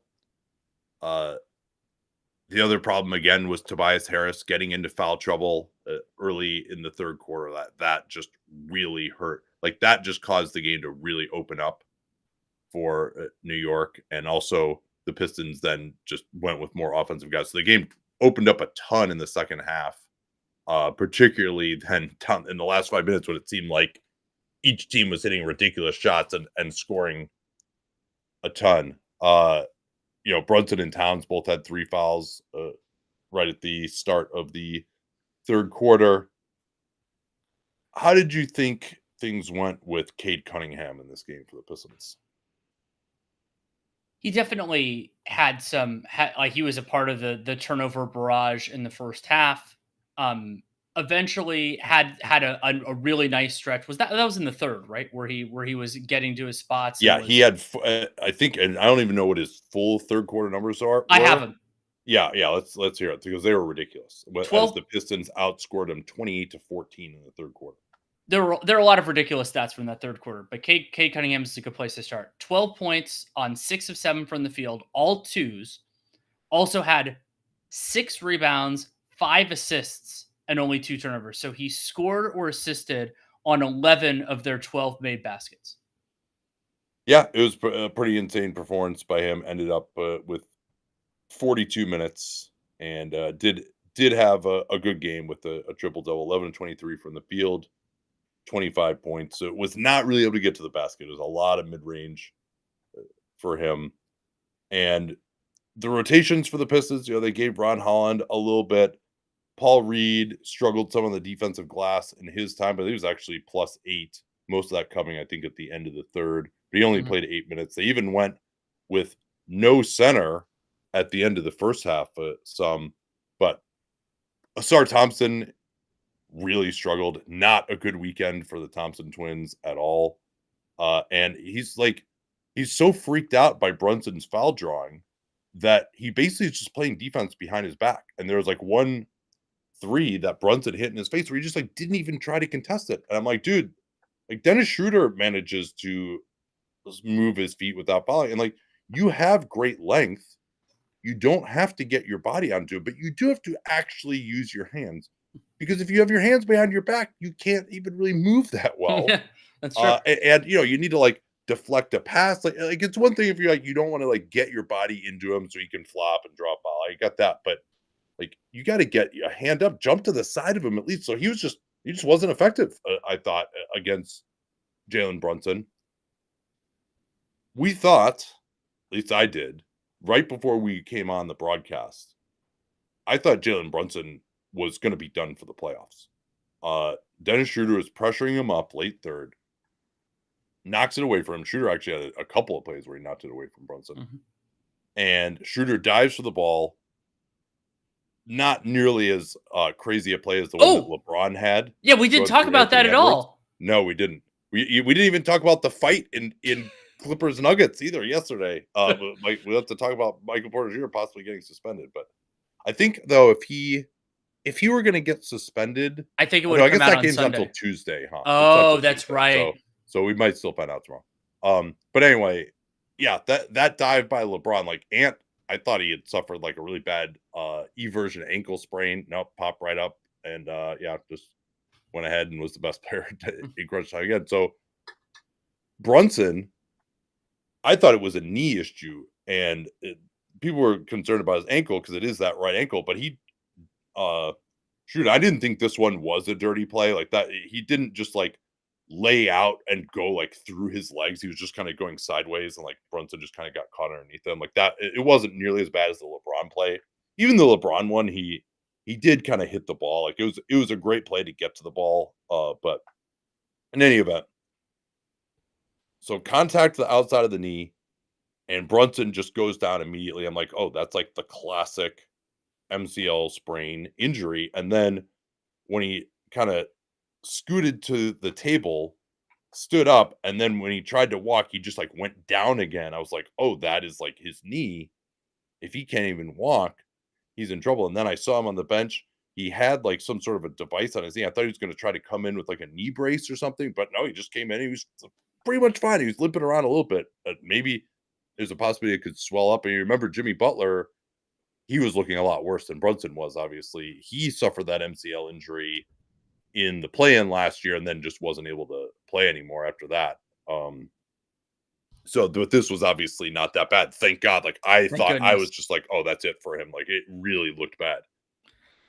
Yeah, and I want to that his comeback occurred in the fourth quarter. I want to do a couple more ridiculous stats on the story of the third quarter because I thought Yeah. it was a really important swing. So the New York Knicks and David Guthrie and crew, who are going to get a lot of criticism for what they did at the end, they also did something in the third quarter, which I truly hate for an officiating crew, which is they completely changed the way they were calling fouls around the basket. Basically, they just decided that it was the 80s again and that anything around the basket was fine. And so the combination of that and the Pistons aggressively loading up around the basket led to the New York Knicks converting exactly 1 of 14 in the paint in just the third quarter. And The Knicks were 9 of 28 at the rim for the game. Yeah. And that's unbelievable. I can't believe I hadn't seen that until now that there was that bad for the game. I mean, obviously that most of it was that third quarter, but like they had guys going in and then just like someone would bother them, block their shot, like OG, Bridges, like those guys would try to get to the basket. Towns would just like either miss it, like want to foul, not get it. Like it was crazy. The Pistons were playing really hard, but yeah, as you said, they were letting some stuff go. Yeah, we're letting some stuff go. And so the Pistons, so basically my criticism, first of all, the officiating for just totally changing the standard there. But the Knicks were aggressively pounding their head against a concrete wall when they had other options. The Knicks in that same quarter were 4 of 6 from 3. They had shooters on the floor for a lot of that time. Like in that third quarter, Karl-Anthony Towns played 9 minutes of it. Brunson didn't get hurt until the end of it, so he played 9 minutes. You know, Bridges was out there for pretty much the whole quarter. So, like, you have guys who could shoot. You can do things other than drive against 3 guys standing around the basket. And so I thought it was a real failure from Tibbs and the Knicks players executing. They also turned the ball over 4 times. Some of those were trying to pass it in tight quarters, all that kind of stuff. And that also helped the Pistons get transition opportunities, which was really their best chance to score because the Pistons could not score in the half court in this game. They had a 76 half court offensive rating in this game. The Knicks were only slightly better at 89, but remember the context here. And so the Pistons were able to get a little bit more in transition. And so I thought that the Knicks really, they gave the Pistons a lot of ammunition for the run that they eventually went on. And so instead of it being a significant deficit for the Pistons that they don't have the offensive firepower to overcome, the Knicks put up a 58 offensive rating in the quarter, and the Pistons are able to establish a real lead. They're up 7 at the end of the third. One thing that I probably haven't commented on enough in this series is because the Pistons only have the one creator, like Schroeder is okay, but that's for a playoff offense. You certainly wish you had someone better. Cade playing 42 minutes a game, and especially as how exhausted he was, like by the end of game 2, for example, that's really hurt the Pistons transition game. It was still their best weapon, obviously, but Cade just was running it down teams' throats all season. They're the number one offense in terms of transition frequency. And yeah, these have been lower possession games. It certainly favors the Knicks the slower it gets, because they just have way better shot makers, which you saw with what Brunson and Towns did at the end of this. Also, again, I'm going to be critical of JB Bickerstaff. He did have a really good timeout with about 7 on the shot clock with nothing happening. It was one of his automatics. There was nothing happening on the possession. He's like, all right, I'm just going to take this timeout here. And then he set an ATO up for Malik Beasley early in the fourth to get a big shot. But again, Tobias Harris gets into foul trouble. He did try, I want to say, 2 possessions of Asar Thompson guarding Karl-Anthony Towns. One of them, Asar Towns got it in the post and kind of went right through Asar, who was just not being that physical.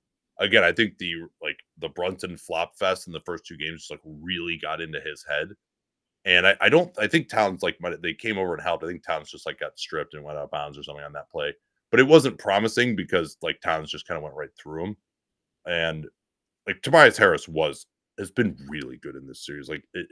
You wonder where this was all of his years in the playoffs in Philly, where he totally disappeared. Maybe because he just is trusted to do more, but he was making all these hustle plays. He's guarding Towns. Now part of the problem is he'd be miscast having to guard smaller players that he couldn't guard, but he's been good on Towns. But then he gets into foul trouble, and it's Jalen Duren on Karl-Anthony Towns time, and it basically was the rest of the way. Even when Harris came back in the fourth, it still was Duren on Towns. I was critical of that after game 3. They didn't fix it. They didn't consider trying someone like Simone Fontecchio, who's really probably the only other guy if Asar wasn't going to do it. I mean, in any event, they should have tried Fontecchio at some point in the series because they're just all offense or all defense. I know Fontecchio hasn't shot well this year, but he's just one of the few guys on this team who has even a remote chance of being able to shoot and play defense. And I realize that he's coached up Hardaway and coached up Beasley some, but those guys are not they can't guard Karl-Anthony Towns, right? I think Fontecchio it's just to not even try it in this series when you have a weapon who's hard to deal with like Karl-Anthony Towns, and there's just so obviously one dominant strategy of not putting your primary rim protector on him and just making his life hard by not giving up pick and pops or giving up easy closeouts to him. That's I think just give the guy 5 minutes. If you're gonna play Ron Holland 5 minutes, you find some time for Fontecchio. I think they probably should have played Fontecchio over Holland. Frankly, Holland's had a few moments, but he's not an experienced player. He's never someone who's gonna there's some upside from playing Fontecchio. I know he hasn't had a good year, but he had a good year last year. He did. The only thing he didn't do was make shots. So 2 other important mistakes that help set the table for the fourth quarter. One, the Pistons did not have a challenge because JB Bickerstaff used it basically 5 minutes into the game on a. Oh, you want to walk through the call? Yeah, the score was 10-8 at the time. Yep. And Cade got the ball knocked out of his hands, and so he immediately motioned for a challenge.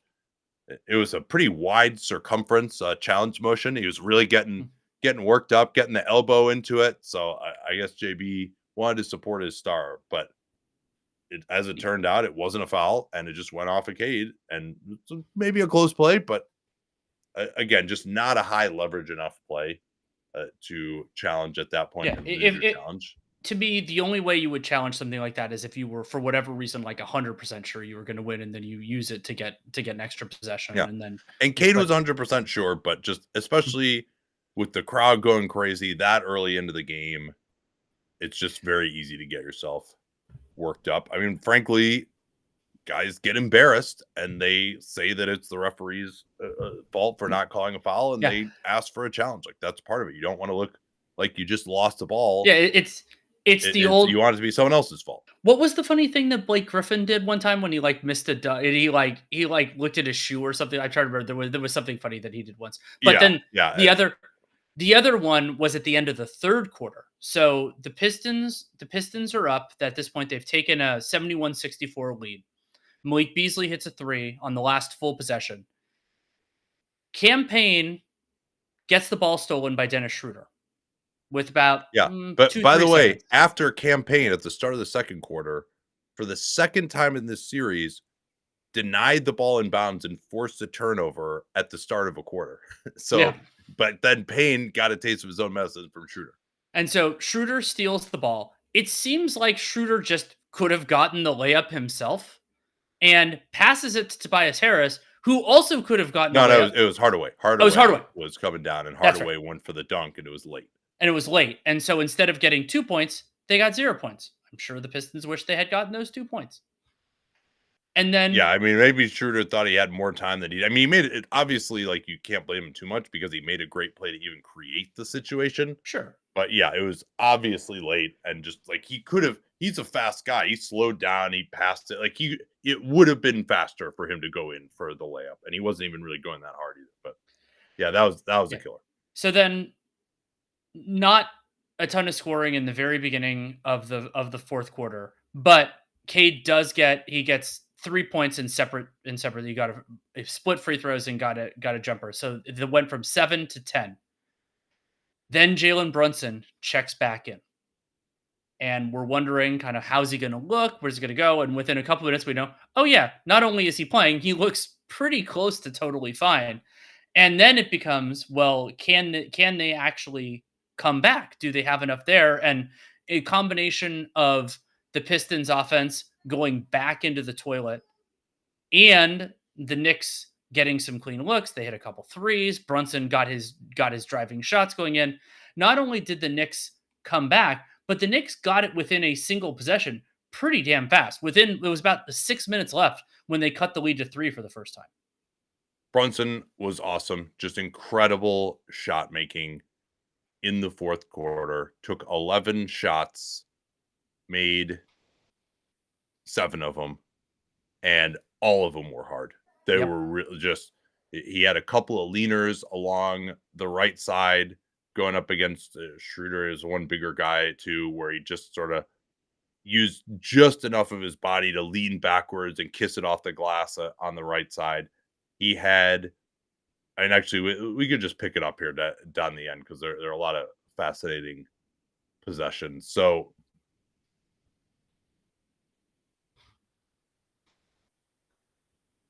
first, Brunson hits one of those really tough pullbacks about 4 minutes to go. The Pistons are closing with Dennis Schroeder in for Asar Thompson. They had their starters in. Again, they had Hardaway instead of Beasley. And Hardaway actually hit some pretty ridiculous shots down the end of this one. After I joked on the show that he had missed more three-pointers for the home crowd than anyone in NBA history, because it seemed like every momentum three he would just miss it, even when he was with the Mavs too. But he did it down the end here, even though he's only 4-13 from 3. Then Brunson gets Hardaway and hits a step back going to his left against Tim Hardaway from the left wing. Just a ridiculous shot, especially if he was having any kind of knee trouble. Like that, for a left-handed player, that's just incredibly hard shot. Now he knows he can get to it against Tim Hardaway, right? Like that's what I always say in isolation. If you can kind of predetermine what you're going to do and know that it's not going to get blocked, it's almost like shooting a practice shot. So your percentage is going to go up there. I thought this was weird that at this point, Mikal Bridges was the main matchup on Cade. I don't know why they felt like Bridges was doing better. He had made a couple of decent plays where Cade got past him and then he competed and was able to kind of harry him from behind. I think he knocked it away on him a couple of times there. But it was just really weird that was the primary matchup because Cade was able to use his body. He got into Bridges' body and hit a jumper on the left baseline. And then it's not like they had anything else for OG Anunoby to be doing. Like you put your best defender and the Pistons weren't screening a lot. It's not like they were really maximizing. Well, they were involving Brunson in pretty much every action. Yeah, they were, but they could have gotten back to it, I think, in certain circumstances. But also just as the base alignment, to me, it should have been OG. Well, and I thought when they did go back to OG, he got through it better Right. than Bridges did. I mean, also like maybe the Knicks could have like tried a little pre-switching to keep Brunson out of the action. Like, nothing really like that. And so Schroeder went one-on-one against Brunson. Brunson was giving up almost as many points as he was scoring during this period. Schroeder hit a free throw line jumper on him pretty easily, and Hardaway off a pick and roll. They threw it to Duren when they ran a pick and roll at Towns, and Duren swung it to Hardaway. He shot right over the short arms of Brunson for one of his threes. Then Brunson was on a Hardaway. Hardaway did a pick and pop to the free throw line. Brunson couldn't get back. Hardaway scored that one. And then they finally put Brunson back onto Schroeder, thinking that if Schroeder was going to screen for Cade, that was going to work as well. In any event, though, the Knicks keep scoring. First, Brunson, they load over to his side, and there's one play here. Let me see if I can find it here in my notes. But in this one, they load over to Brunson's side. This may not all be in order, but it doesn't really matter that much. And Brunson, in a play that I thought was the sort of play he missed in game 2, sees Duren in particular coming over off of Towns, who's all the way on the opposite wing. That was only Duren throws a skip 243. pass to him. Yeah. Yeah, 243. Towns hits a 3. That was a huge play. And then the next play, they finally lock up Jalen Brunson because there was one play where Hardaway hit that huge 3. Actually, I think it was when he hit the one over Brunson. And then he was so excited that Dennis Schroeder comes over to pick up Brunson, and Hardaway just starts guarding him.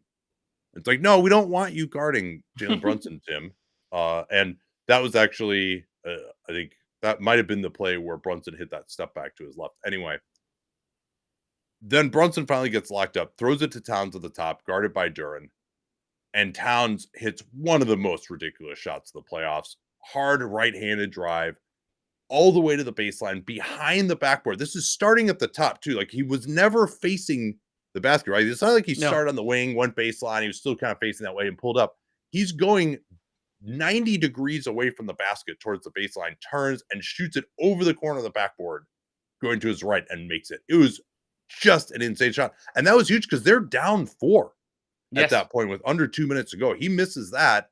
Pistons can run it down to under a minute and would have had a 4-point lead in the ball. That was a massive shot. And so then goes to Cade, and he misses a well-contested mid-ranger. Yeah, so they finally put OG back on Cade at that point, and that mid-ranger just barely spun out. I thought actually Cade got 2 pretty good looks against OG and just wasn't able to make them. That's fair. And then and then the next trip down, the Knicks offense, they didn't really generate anything, and this was a different form of Karl Anthony Towns bailing them out. So it's the end of the shot clock. They have to get something. They're down 2 with at this point about 50 seconds left. And Towns just pulls from my shorthand with it as Eric Gordon range. He pulls from Eric Gordon range, listed as 27 in the box score, and just drills it. So not only did they get something on the play, they took the lead. Yeah, after looking like they were dead in the water, Towns hit 2 crazy shots. This one, Duren had a closeout on him, did get in the air, and Towns took a dribble to his right and hit a step back to his right from 27. Again, for a right-handed player who shoots a set shot, Karl Anthony Towns has been made fun of for calling himself the best shooting big man of all time, and he'll just say shit, and he deserves to be made fun of sometimes. And Dirk Nowitzki clearly is the best shooting big of all time. But Towns is the best shooting center of all time from 3-point range. And Dirk Nowitzki could not have made this shot that Karl Anthony Towns. A different era, obviously. Maybe if he had worked on it, you'd say all that stuff. Like, Dirk didn't really have a step back going to his right either. It's a ridiculous shot for a center to be able to hit. And then JB Bickerstaff called timeout, which I didn't care for because it let them get Brunson and Towns out of the game. They put in Mitchell Robinson and they put in Miles McBride, so they didn't have anyone to attack at that point. And So they tried to go after, get Bridges switched on to Cade, which they did. And Cade tried to drive. Josh Hart helped off the strong side corner, Tobias Harris. Cade had overcommitted, knocks it out of bounds. And Cade seemed to think he was fouled. Of course, no challenge remained. I zapruded it. I couldn't really tell. It was possible maybe that as Cade was trying to lift the ball up, Hart came in and got him on the wrist. That it's possible that if they had really slowed it down and gotten all the replay angles and taken the manna from heaven angle, they might have gotten something, but we never would find out because JB didn't have the challenge left because he fired it into the sun.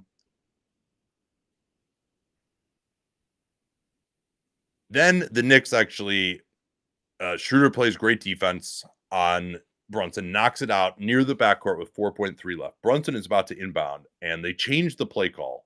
Really smart. Brunson is pretending like he's going to run into the backcourt. With 4.3 left, Dennis Schroeder should not have been fooled by that. He was like topsiding him, but at mid-court. Yeah. And so Brunson just runs into the front court. Everyone else is standing at the half-court line. Brunson goes in. I can't remember who came over to contest a little bit, but Brunson should have just made that layup. He missed it. Pistons get the rebound. They're pushing it up. Karl Anthony Towns with one of the best fouls to give in NBA history. We usually hate the foul to give. This is the perfect time for it. Yeah, because the Pistons are pushing the ball down the floor, down one, and also using the foul allows the Knicks to put in better defensive personnel, including taking out Karl Anthony Towns, who committed the foul. Yep. I mean, then they're able to get defensive personnel in again. And Cade, they just are like, all right, we're going to clear out, let him go one-on-one OG. He crossed him up. He got a great look. That is a really good look. He just missed it. Tobias Harris made an incredible play to keep it alive. The ball rolls out to the corner in a 1-point game. Tim Hardaway Jr. picks it up. Josh Hart is closing out desperately. Great pump fake by Tim Hardaway Jr., knowing that he had enough time for it. Josh Hart was there. If he had just shot it, he never would have got it off. Gets Josh Hart in the air. Josh Hart jumped pretty much sideways. And to the point where there was contact, and maybe the official thought that he had jumped straight up to the side of him, and Hardaway Jr. jumped sideways. It would have been such a melee. The baseline official he doesn't have the perspective to see that, really. Like, he can't really tell whether, like, he doesn't have the depth of field from that angle to see whether Hardaway Jr. jumped sideways or not. Certainly looked like a foul live, though, from our angle on the opposite side. But there just is really no referee in position to see that perfectly. And no foul was called. It should have been a foul. Yep. They admitted it immediately in the Blue Report afterwards. Those are the breaks. I don't know what else to say. They blew it. I understand why the call wasn't made. The Pistons had plenty of chances to fix it, so they weren't in that position. But Tim Hardaway Jr. would have absolutely won the game for the Pistons. Only had to make 2 out of 3. Would have done that almost certainly. And it would have been a 2-2 series. Yeah, it's a horrendous call, or no call in this case. And it's both understandable in the moment, but still an incorrect decision by the officials. And we talk about it every playoffs, but there has to be an understanding among all people involved, and that includes us as analysts, that mistakes are going to happen, and we lament that they do and everything else. And if you're within the margin of error, then you can be helped or hurt by fate. And it's a lot easier to fixate on it in this specific circumstance because this mistake in and of itself changed what could have been a loss it could have been a win into a definite loss. And that is deeply unfortunate for the Pistons. It was a mistake of a call. We already know that. We don't need the last 2-minute report. It's already been admitted to. It also was. We know the truth. But bad calls are going to happen. Weird bounces are going to happen. And if you're ahead by, if you're not down by 1, if you're ahead by points, then you're not burned by this sort of thing. So it sucks. And the Pistons, it's faint solace that they should have gotten the call, But there needs to be an understanding that not everything is going to be perfect. There aren't the corrective mechanisms. And it's also important to remember that even with the looser challenge rules that they have now, like what we saw for Anthony Edwards benefit from in the game that immediately followed this one, there wasn't anything to challenge here. So even if JB Bickerstaff had not fired his challenge into the sun, that wouldn't have been available to them either. So it sucks, and there's no sugarcoating that. But that's why you try to be up. I mean, it's just because it can be the other way too. Yeah, and this was an offensive rebound off a shot that Cade Cunningham missed that he would tell you he should have made, and he would tell you that he shouldn't have turned the ball over. He missed Tobias Harris wide open in the corner on the previous possession, and he also had a shot spin out of the possession before that. And the New York Knicks just made unbelievable shots down the end of this game. Just like every one of those Brunson shots was ridiculous. Towns had one wide open three that he just seems to cash every time he gets an open three. It seems like that's like a good spot up. It's just money. It's unbelievable. Like he's easily one of the best spot up shooters in the NBA. And then those two other shots that he hit, like they're just the Pistons for as well as they played. I mean, they outshot the Knicks from 2-point range, 53% to 33%. The Knicks shot 33% from two. And they had more offensive rebounds. They just couldn't hit a three. They're 7 of 29 from three. Didn't get up enough threes either. And they've one guy who they're going to run the offense through every time. The Knicks just have generally more talent. They didn't. Bridges and OG weren't very good, but the Pistons turned it over, at least on offense. I thought on defense, actually, when the Pistons were getting all these turnovers, they finished with 17. Knicks had 11 steals.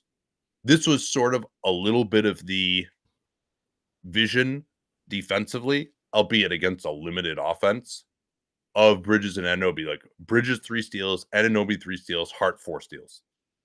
That's like that's what the Leon Rose was thinking when he put this group together. And those guys are just making plays in the gaps and rotating and blocking shots and clogging up the paint and also just guarding Cade Cunningham one-on-one as well. So those guys played really well defensively. Like it was a great game. Nobody could score until everybody could score down the end. Oh. I mean, I still think that even if this was 2-2, it's worth noting that the Knicks would have been in a theoretically dominant position in the series.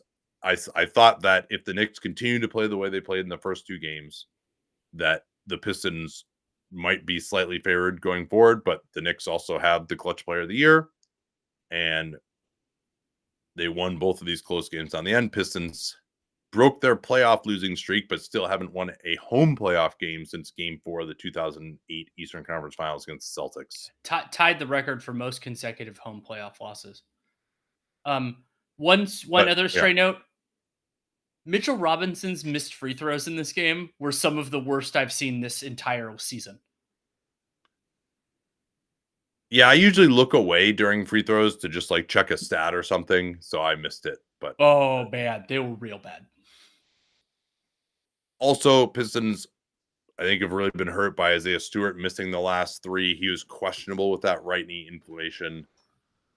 It's a shame that he hasn't been able to play. I thought he was awesome when he was able to play in Game 1. Yeah. And obviously, like, this could have been a very different series, right? Like, Detroit led it by 10 at the start. Like, Campaign went on a crazy run in Game 1. And, of course, they could have won this game, too. Like, in a different world, they'd be up 3-1, but the Knicks just have a few more playmakers than the Pistons do. And I will say, too, as much as I like the Brunson thing was just killing me after games 1 and 2, totally watchable, totally enjoyable. This was an incredible Jalen Brunson game. 32 points, 13 and 26 from the field, 11 assists, easily his best passing game in the series, and only 2 free throw attempts. And he probably only had like 3 or 4 flops in the game. Like this is like the Jalen Brunson that I really like want to watch and enjoy. And he just was rooting it for me over these as he just has gone progressively floppier and floppier. And then, like, I think he just finally realized that he had gone too far after that game 2 and decided to start playing basketball again. And that actually, like, really was great. And it worked. And it was actually, it turned out to be better for him and the Knicks, in addition to being way more watchable, which I love the fact that both of those things are true. Orlando, Boston? I mean, island basketball largely continued, but the Celtics were able to weather it a little bit better, in Yeah, part for because those who that was on Dunked on Bronson, it's a public episode. That's what I termed the game that the Magic won in Game 3, because it wasn't just like an ISO fest. They were not helping on anyone ever. And they held the Celtics to their lowest number of three-point attempts in Game 3 by 6. And the Magic had actually held them to their second lowest during the regular season at 33. And so basically the game continued in exactly that fashion tonight. and so a 93 possession contest that so the Celtics actually with 107 actually had about around an average offensive rating. But so with no help principles, you get interesting things like in the shot charts, Boston being 15 of 19 in the restricted area, because when they got there, there was no one there, or there was someone there and they got fouled, because the Celtics also took 32 free throws in this game, all of which were by their starting five: 14 for Tatum, 10 for Jaylen Brown, and they going 30 of 32 on those was another huge factor in Boston's favor, and why they were able to be reasonably efficient on offense despite yet again missing a ton of threes. They were 9 of 31, though of course the Magic worse because the Magic can't shoot. Yeah, but those are largely either rushed or off the drill. Like Kristaps Porzingis only got up 4, for example. They were switching everything, and then they're just playing that island basketball, and they don't, like, the Magic don't play really any bad defenders. Maybe Caleb Houston, 04 did it. He did attempt it too, though. Well, he missed it, of course. But he was negative 10 in 13 minutes, and Anthony Black actually had himself a reasonable stretch in the second half, but he was negative 16 in 18 minutes because he's just a little bit too thin. And of course, they had to go to Gary Harris again. Didn't do anything on offense, but got his usual strip of someone trying to attack him in isolation under the basket. Even John Isaac didn't play much. They just went, and like Corey Joseph was really good in this game. He even drove into the lane against guys and like was setting people up a little bit. He had 6 assists, was 2 of 4 from 3. But of course, it turned into the Franz and Paolo show. Again, Paolo was 12 of 32 from the field, just a lot of mid-rangers. When you consider he took 32 shots, 9 free throw attempts, not that much, especially when you only make 5 of them. So, had 4 turnovers, only 3 assists. So it really was just go one-on-one. Anytime someone could get a system bucket, it was huge. Like Franz Wagner could go downhill at least a little bit on Porzingis or Luke Cornett in a drop coverage, and was able to finish pretty well at the rim, but also was 2 of 7 from 3. And then the Celtics got just enough out of Porzingis slipping to the basket. Instead of popping, he was rolling hard and beating the switch that way. He got, I think, 8 points in the first half on those plays. So they found just enough, and then they're able to lock down defensively and close it out with a few big buckets from Tatum late. Well, I got a little bit triggered by their I don't know if it was, I think it was just on the screen in the arena, not on the Magic broadcast, but they had a thing, they posted a graphic about like players under, I think it was under the age of 25, most consecutive 30 plus point playoff games. And so they had Paolo there, or most 30, maybe it was just 30-point games, not Most consecutive 30-shot playoff games? Well, so that's the thing, is so Paolo Banchero, he has scored he scored 27 or more, or maybe it was 25 plus point games, because he's now done that for 7 straight playoff games now. But of those 7 straight playoff games, to get those 25 or more points, he has been over 50% from the field exactly twice. One of the games against the Cavs, and then game 1 of this series against the Celtics. So I think in some ways it's more an accomplishment of being that young and being entrusted to take that many shots, rather than a true scoring accomplishment. The Magic in their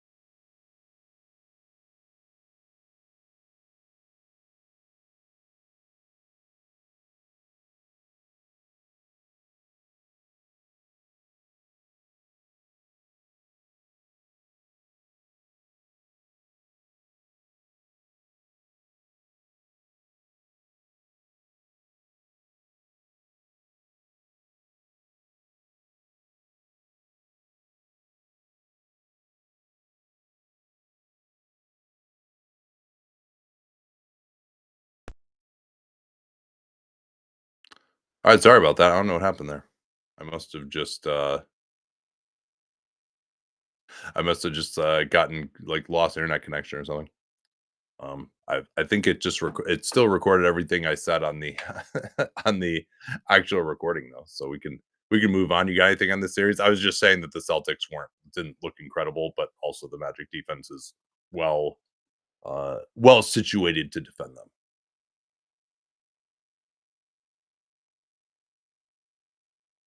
Oh wait, hold on, I'm not hearing you now. Give me a second. Sorry, that was on me.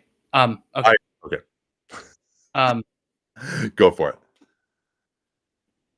I would be interested to see how much of this conceptually could work if the Magic could replace one of their guys with someone who is capable slash superior offensively. Like, would the whole concept not work anymore? I'm not entirely sure. I think Yeah, but that guy's not gonna be able to guard anyone probably presumably, that's available to them. So and it's really, yeah, I think you're better off just trying to find a shooter who can guard somebody a little bit. But even that player is pretty hard to find. Like now, Jalen Suggs is one of those guys.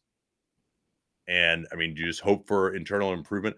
Like Wendell Carter Jr. to me, at least in this series, has really shown his value defensively, and like he just needs to become a little bit better of a spot up shooter. But like I don't think he's the problem with the Magic. Like no, I I don't don't either. think that like getting some great role man is gonna be like maybe that'd be good with Franz, but then you're probably just gonna be switching anyway, right? Like I think of all the things they need someone who can make shots and hopefully not just suck on defense. And at bare minimum, I think they need somebody who can create good shots on the second unit. Like you need to have a different concept there. I think you sacrifice some of the defensive integrity for somebody who's better, but we'll talk about that when we do their offseason preview. The Celtics are going to win this series. I think they're going to win it in five. And presumably they can do that without Drew Holiday, so he can get a lot more additional rest, and we can start to prepare ourselves for what's looking like an increasingly inevitable Celtics Knicks tilt in the second round. Well, and Cavs Pacers are going to be pretty good too. We're however it ends up happening. I think we're looking at a pretty awesome second round. I would be. I mean, the only one I'm probably not that excited for would be Celtics Knicks, but there's at least like enough talent in that series that it'll be interesting. You know, it's not like just the Knicks are boring.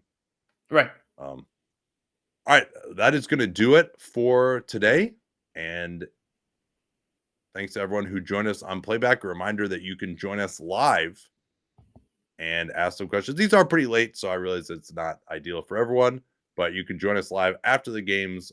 We'll be doing Sunday and Thursday nights as our tentative plan, but maybe Wednesday sometimes if Thursdays aren't that good. So if you want to listen to the show live, get in, ask a question or two, and you can also, of course, hear our live calls. You heard some of that at the beginning of this episode as well from playback.tv/Nate Duncan NBA. Hope that you will join us there. That if you've tried it before and you couldn't sync up, there now actually is a ability to pause and sync up more easily, or you can use a VPN and just get the whole game in our window as well if you have NBA League Pass. Talk to y'all tomorrow night on Dunked on Prime. Thanks again.